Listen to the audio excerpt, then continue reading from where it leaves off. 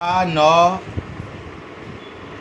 और 10 विषय हिंदी व्याकरण दोनों ही कक्षा में निबंध पूछा जाता है।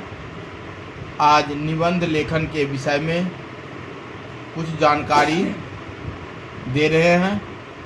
सबसे पहले प्रश्न उठता है, निबंध किसे कहा जाता है? तो निबंध शब्द बंध धातु में नी उपसर्ग लगने से बनता है, जिसका अर्थ होता है अच्छी तरह बंधा हुआ अर्थात सुगठित। इस प्रकार निबंध लेखन का परिभाषा हम दे सकते हैं, विचारों या भावों को अच्छी प्रकार से गठित करके लिखित रूप में प्रस्तुत करना निबंध लेखन कहलाता है। निबंध को अंग्रेजी में एसे कहते हैं। निबंध में लेखक किसी विषय से संबंधित विचार या भाव सीमित आकार में इस प्रकार प्रकट करता है कि वे पाठक के मन पर प्रभाव अंकित कर सके। निबंध में लेखक के व्यक्तित्व, चिंतन और भावात्मकता की अभिव्यक्ति भी होती है।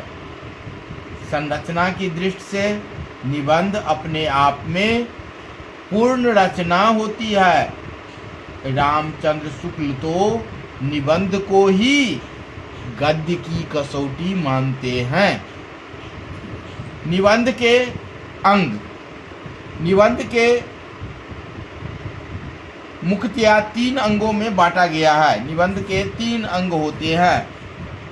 पहला प्रस्तावना या भूमिका, जिसको अंग्रेजी में इंट्रोडक्शन कहते हैं। दूसरा विषय वस्तु का वर्णन, यानी जिस विषय पर निबंध रहता है उसका वर्णन। और तीसरा उपसंहार, जिसको अंग्रेजी में कंक्लूजन कहते हैं। अब प्रश्न उठता है प्रस्तावना या भूमिका। इसे निबंध का प्रवेश द्वार भी कहा जाता है। किसी भी निबंध की भूमिका अत्यंत आकर्षक एवं प्रभावपूर्ण होनी चाहिए, जिसे पढ़ते ही पूरा निबंध पढ़ने की ललक जाग उठे। इस अंश में प्रायः विषय का सामान्य परिचय दिया जाता है। इससे लेखक की शैली की झलक मिल जाती है। ये प्रस्तावना और भूमिका का वर्णन हो गया। विषय वस्तु का वर्णन, यह निबंध का मध्य भाग होता है, जिसमें विषय को विस्तार दिया जाता है।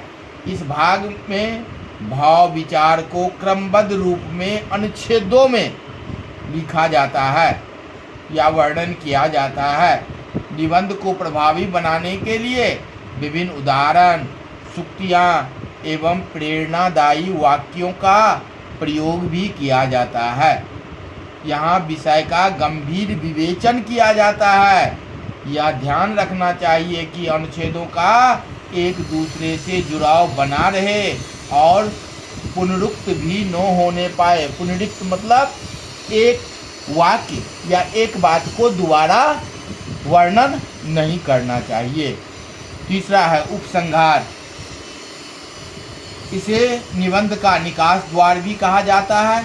यह निबंध का अंतिम अंश होता है, जिसमें पूरे निबंध का निष्कर्ष दिया जाता है। उपसंहार इतना प्रभावशाली होना चाहिए कि इसकी छाप पाठक के मन पर अंकित हो जाए और वह चिंतन मनन के लिए बाध्य हो जाए। अब प्रश्न उठता है निबंध लेखन में ध्यान रखने योग्य बातें, यानी निबंध लिखने समय कुछ बातों का ध्यान रखना चाहिए, जिससे कि निबंध उत्कृष्ट हो। तो निबंध लिखने समय निम्नलिखित बातों का ध्यान रखना चाहिए। पहला, निबंध लिखने के लिए वही विषय चुनना चाहिए जिसकी अच्छी तरह आपको समझ हो।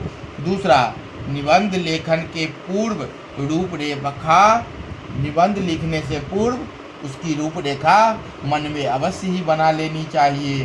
तीसरा, निबंध में यथास्थान सूक्तियों, उदाहरणों और संक्षिप्त उपकथाओं का प्रयोग होना चाहिए। चौथा, एक ही बात को दोहराना नहीं चाहिए। इसे पुनरुक्ति दोष भी कहा गया है। विचारों में परस्पर संबंधता होनी चाहिए, यानी विचार ऊपर के विचार नीचे के विचार से जुड़ी हुई होनी चाहिए। अपने शब्दों और अपनी भाषा में निबंध लिखना चाहिए। वाक्य छोटे, सरल और व्यवस्थित होना चाहिए, जिससे कि पाठक को समझने में किसी प्रकार की दिक्कत न हो। सुंदर लेख एवं स्वच्छता निबंध का सौंदर्य बढ़ा देते हैं। यानी सुंदर लिखना, साफ साफ लिखना, इससे क्या होता है तो पाठक के चित्त को अपनी ओर आकर्षित करता है।